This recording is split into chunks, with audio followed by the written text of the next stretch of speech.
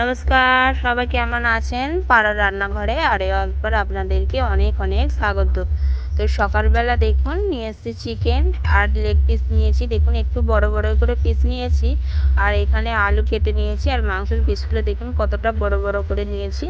আর এখানে এই যে 5টা আলু ছাড়িয়ে ধুয়ে পরিষ্কার করে নিয়েছি। তো মাংসটা দেখেই আপনারা বুঝতে পারছেন যে আজকে আমি বিরিয়ানি বানাবো। তো খুব সহজে আর অল্প উপকরণে আমি বিরিয়ানিটা বানাবো। একদম অল্প উপকরণে আপনারা বাড়িতে একবার দেখলে বাড়িতে অবশ্যই বারবার বানাতে পারবেন। আপনারা অনেকেই বানাতে পারেন না, তো আমার রেসিপিটা যদি একবার দেখেন আশা করি আপনারা খুব সহজেই বানিয়ে নিতে পারবেন আর খুব ভালো লাগবে। তো দেখুন এই যে প্রথমে আলুগুলো আমি আর একবার প্রথমে ধুয়েছিলাম, এত মাছি পড়ছে সেই জন্য আর একবার ধুয়ে নিয়েছি। ধুয়ে কড়ার মধ্যে অল্প জল দিয়েছি আর একটু লবণ একটু হলুদ দিয়ে আলুগুলো ভালো করে মোটামুটি 80% মতো আমি সিদ্ধ করে নেব। আর ওখানে মাংসটা জাল চাপা দিয়ে রেখেছি। দেখুন কত মাছি উঠছে, যেহেতু গ্রামের এলাকায় এখানে কিন্তু প্রচণ্ড মাছি থাকে। তো এবার উনুনটাকে ধরিয়ে নেব। তো উনুনটাকে প্রথমে পাতা দিয়ে ভালো করে ধরিয়ে নেব। দেখুন, আর এই রেসিপিটা একদম খুব সহজে আর অল্প সময়ের মধ্যেই হয়ে যাবে, বেশি কিছু ঝামেলা লাগবে না, আর খেতেও কিন্তু দারুণ লাগবে। অনেকে ভাবে যে বিরিয়ানি বানাতে অনেক খরচাপাতি বা অনেক মশলার ব্যবহার হয়, তো ওরকম অত মশলাপাতি বা কম খরচেও কিন্তু বিরিয়ানি বানানো যায়। তো আমার টিপসটা যদি রেসিপিটা ফলো করেন অবশ্যই আপনাদের খুব কাজে দেবে, উপকারে লাগবে আর খুব সহজেই বানিয়ে নেবে। তো প্রথমে আলুটা দেখুন আমি এই যে চাপা দিয়ে ভালো করে 80% মতো সিদ্ধ করে নেব। তো আলুটা সিদ্ধ হয়ে গেছে, এবার আমি নামিয়ে নেব। এই যে তুলে নিচ্ছি। দেখুন হলুদটা দেওয়ার কারণে আলুটার কত সুন্দর রং এসছে। তো আপনারা এর থেকে আলু বেশি কম বেশি করে নিতে পারেন। তো এরপর আমি এই যে দুটো পেঁয়াজ নিয়েছি, দুটো মাঝারি সাইজের পেঁয়াজ নিয়েছি। পেঁয়াজ তো আপনাদের বাড়িতে অবশ্যই থাকে। তো পেঁয়াজটাকে প্রথমে আমি এই যে ঝুড়ো ঝুড়ো করে কেটে নিয়েছি, একটু লম্বা লম্বা করে পেঁয়াজটাকে ভেজে নেব বেরেস্তার জন্য।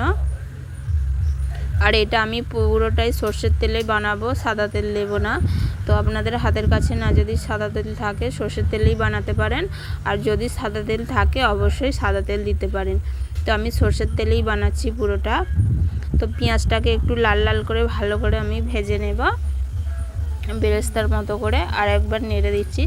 আর এই পেঁয়াজটা কিন্তু অবশ্যই হাই হিটে ভাজতে হবে। আর এই যে দেখুন পেঁয়াজটা ভাজতে দিয়ে, আর এই যে মাংসের দেখুন বড় বড় মাংসের পিসগুলো রয়েছে, তাই একটু করে এরকমভাবে চিড়ে চিড়ে দিয়েছি।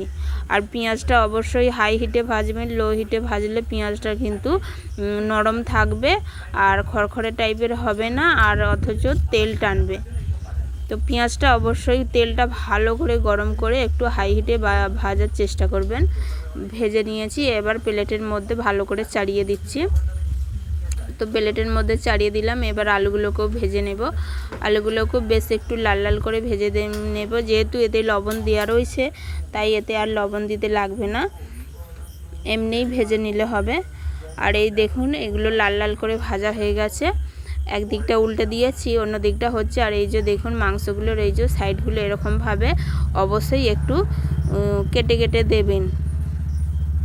তো মাংসটা এবার ম্যারিনেট করে নেব। প্রথমে দিচ্ছি লবণ, একটু হলুদ গুঁড়ো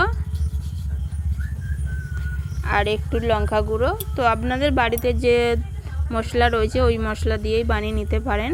আর এই দেখুন অল্প একটু আদা আর রসুন 1 টেবিল চামচ দিলাম, আর অল্প একটু সর্ষের তেল দেব, 1 চামচের মতো সর্ষের তেল দিয়েছি। দিয়ে এবার হাতে করে ভালো করে এটাকে ভালো করে মেখে নেব। আর ওই যে গাগুলো যে একটু করে ছিঁড়ে ছিঁড়ে দিয়েছি ওর মধ্যে হাতে করে ঘষতে ঘষতে, এই দেখুন এই যে হাতে করে ঘষতে ঘষতে এই মাংসের ভিতরে মশলাটাকেও মাখিয়ে নেব। তো অবশ্যই এইভাবে ভালো করে হাতে করে একটু মশলাটা মাখিয়ে নেবেন। আর এতে কিন্তু টক দই বা ভিনিগার বা লেবুর রস কিছুই দিতে লাগবে না। যদি আপনাদের হাতের কাছে থাকে অল্প একটু লেবুর রস দিলেই হবে। তো এখানে আমার আলুগুলো ভাজা হয়ে গেছে, হাতটা ধুয়ে পরিষ্কার করে নেব। আর এই যে দেখুন আলুগুলো ভাজা হয়ে গেছে, তুলে নিচ্ছি। দুদিকটাই একদম ভালো করে বেশ একটু লাল লাল করে ভেজেছি। এতে কিন্তু এই আলুর স্বাদটা আরও সুন্দর লাগবে, খেতে ভালো লাগবে। আলুগুলো তেল তুলে নিলাম। এবার ওই তেলের মধ্যেই আমি এবার রান্নাটা করব। তো ফোড়নে দেব হচ্ছে গোটা গরম মশলা, আর 2-1টা গরম হচ্ছে লবঙ্গ, এলাচ আর দারচিনি ফোড়ন দিয়ে দিলাম। আর এখানে দিয়েছি 2টো বড় সাইজের পেঁয়াজ। তো মোট এখানে আমার 4টে পেঁয়াজ লেগেছে। আর যদি মাঝারি সাইজের পেঁয়াজ হয় তাহলে 5টা কি 6টা লাগতে পারে। পেঁয়াজটা ভেজে নিয়েছি। এবার দিয়ে দেব বেশ খানিকটা আদা রসুন বাটা। তো এখানে আদা রসুন বাটা আপনারা একটু আন্দাজ ভেবেই দেবেন, যেমন মাংস রান্না করেন ওই আন্দাজ ভেবেই একটু বেশি করে দিলেই হবে। তো আদা রসুনটাকে পেঁয়াজের সঙ্গে ভালো করে 1-2 মিনিট ভেজে নেব। তো দেখুন পেঁয়াজের সঙ্গে 1-2 মিনিট ভেজে নিচ্ছি। আর এই যে আদা রেখেছিলাম বেটে যে বাটিটাতে, এতে আমি অল্প জল দেব। অল্প জল দিয়ে এতে এবার গুঁড়ো মশলাটা আমি হচ্ছে গুলিয়ে নেব। জল দিয়ে গুলিয়ে নিলে কি হয় হচ্ছে একটু লঙ্কা গুঁড়োগুলো একটু ভিজে যাবে আর একটু হচ্ছে ভালো লাগবে, বেশ মজবে। তো লঙ্কা গুঁড়ো, হলুদ গুঁড়ো দিয়ে দিলাম। এবার দিয়েছি অল্প একটু জিরে গুঁড়ো। এবার চামচ করে এই যে গুলিয়ে নিচ্ছি। আর এখানে আদা রসুন বাটা আমার ভাজা হয়ে গেছে। এবার এই মশলাটাকে আমি দিয়ে দেব। এই পেস্টটাকেও দিয়ে দিলাম। আর একটু এটাকে ধুয়ে আর একটু জল দিয়ে দেব। তো একটু নেড়ে দিচ্ছি দেখুন। আর এই বাটিটা ধুয়ে, বাটি চামচটা ধুয়ে আর একটু জল দিয়ে দেব। এই যে বাটি চামচটা যে মশলাটা লেগেছিল ওইটাও ধুয়ে জলটা দিয়ে দিলাম। দিয়ে এবার ভালো করে এটা আর একটু হচ্ছে নেড়ে নেব। আর এখানে লবণ দেব। তো আলুতে লবণ দেওয়া রয়েছে, মাংসতেও লবণ দেওয়া রয়েছে, সেই আন্দাজ ভেবে একটু লবণটা দেবেন। তো এখানে লবণটা দিয়ে এবার তেল ছাড়া অবস্থা পর্যন্ত মশলাটাকে আমি ভালো করে কষিয়ে নেব। এই মশলাটাকে যতক্ষণ ভালো করে কষবেন তত কিন্তু রান্নার টেস্টটা হবে। তো মশলাটাকে ভালো করে কষিয়ে নিয়েছি। আর এই যে দেখুন মাংসটা যে মেখে রেখেছিলাম দিয়ে দিচ্ছি।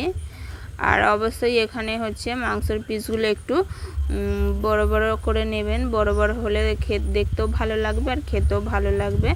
আর এই গাগুলো অবশ্যই একটু কেটে দিলে এই যে ঝাল মশলাগুলো এর ভেতরে ঢুকে যাবে। তো এটাকে ভালো করে অনেকক্ষণ আমি নেড়ে নেড়ে কষিয়ে নেব। দেখুন আর একটু কষিয়ে নিচ্ছি। ও দেখুন অনেকটাই কষিয়েছি একদম। আর একটু ভালো করে কষাবো, যতক্ষণ এটা কষাতে, মশলাটা কষাতে আর মাংসটা কষাতে যতক্ষণ সময় লাগবে ওই সময়টুকু। এবার হচ্ছে আলুগুলো দিয়ে দিলাম। ওই মাংসটা যতক্ষণ কষাবে তো একটু সময় করে কষলে মাংসের টেস্টটা কিন্তু আপনিই হবে। আর অল্প সময় কষিয়ে জল ঢেলে দিলে মাংসের টেস্টটা কিন্তু হবে না। আর এই দেখুন লেগ পিসগুলো কত বড় বড় লাগছে দেখুন। তো এটা আমার ছেলের বায়না যে লেগ পিসগুলো একটু বড় বড় করে রাখতে। আর অবশ্যই বিরিয়ানিতে কিন্তু একটু বড় করেই মাংস রাখলে ভালো হয়। তো এটা একটু কষিয়ে নিয়ে এবার আমি জল দিয়ে দিচ্ছি। বেশ খানিকটা জল দিয়েছি। মাংসটা তো সিদ্ধ হবে ভালো করে, যেহেতু বড় বড় পিস আছে। তো আর ভালো করে সিদ্ধ করার জন্য একটু বেশি করেই জল দিয়ে দিলাম। তো জল দিয়ে আমি ভালো করে ফুটিয়ে নেব। তো দেখুন অনেকটাই ফুটে গেছে। আর এই যে অল্প গ্রেভি রয়েছে, খুব বেশি গ্রেভি নেই। এই যে দেখুন আর মাংসগুলো ভালো করে সিদ্ধ হয়ে গেছে। আর এই দেখুন তো আর একটু আমি ফুটিয়ে নেব। আর এই যে হালকা মতো ফুটিয়ে নিচ্ছি। আর এই যে জুসটা রয়েছে একটু রেখে দেব। আর এই মাংসগুলোকে আমি তুলে নেব আলাদা, নাহলে কিন্তু একবারে গলে যেতে পারে।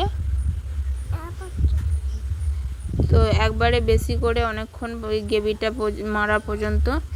তো মাংসগুলোকে আমি তুলে নিচ্ছি। মাংসগুলো সিদ্ধ হয়ে গেছে। তো আপনাদের মাংসটা যদি একটু সিদ্ধ হতে দেরি থাকে তাহলে কিন্তু রেখে দিতে পারেন। গ্রেভিটা আর একটু হচ্ছে মেরে নেব বা শুকিয়ে নেব।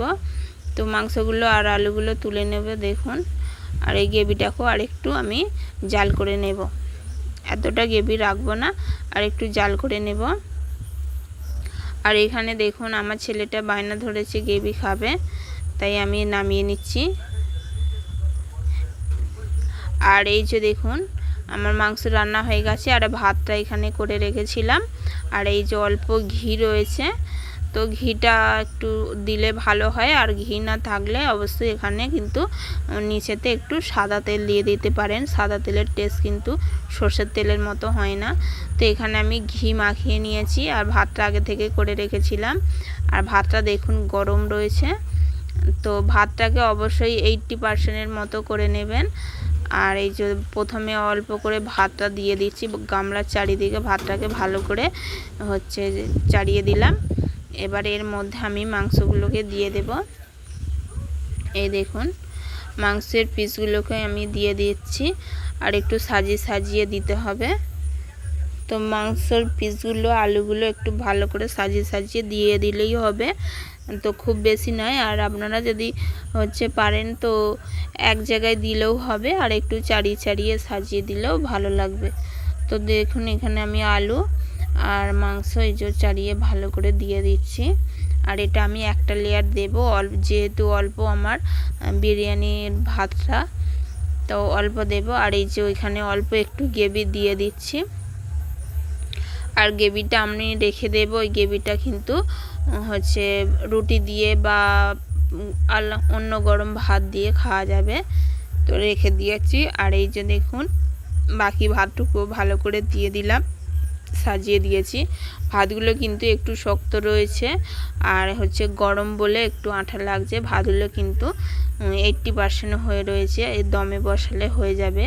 আর এখানে এই যে বেরেস্তাটা দিয়ে দিলাম, চারিদিকে ভালো করে একটু ছড়িয়ে দিচ্ছি।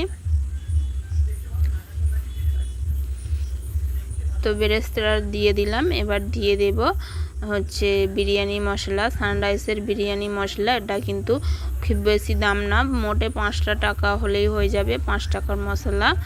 তো এই 5 টাকা তো আপনাদের বাড়িতে থাকবেই বলুন। তো আর এই যে উপর থেকে অল্প একটু ঘি দিয়ে দিলাম, আর এই যে অল্প একটু মিঠা আতর, আর দেব অল্প একটু কেওড়া জল, ব্যাস আর কিছু দেব না। এখানে আমি দুধ, জাফরান বা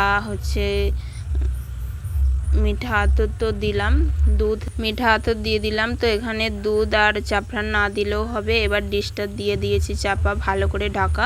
আর ডিশটা দেখুন একদম ভালো করে ঢাকা পড়েছে, একটুও কিন্তু ফাঁক নেই। আর এইখানে এই যে কাঠের আঁচ আছে, যেহেতু আমি কাঠে রান্না করেছিলাম, তো আঁচের মধ্যে এই যে বসিয়ে দিয়েছি, আর উপরে একটা নড়া দিয়ে দিয়েছি।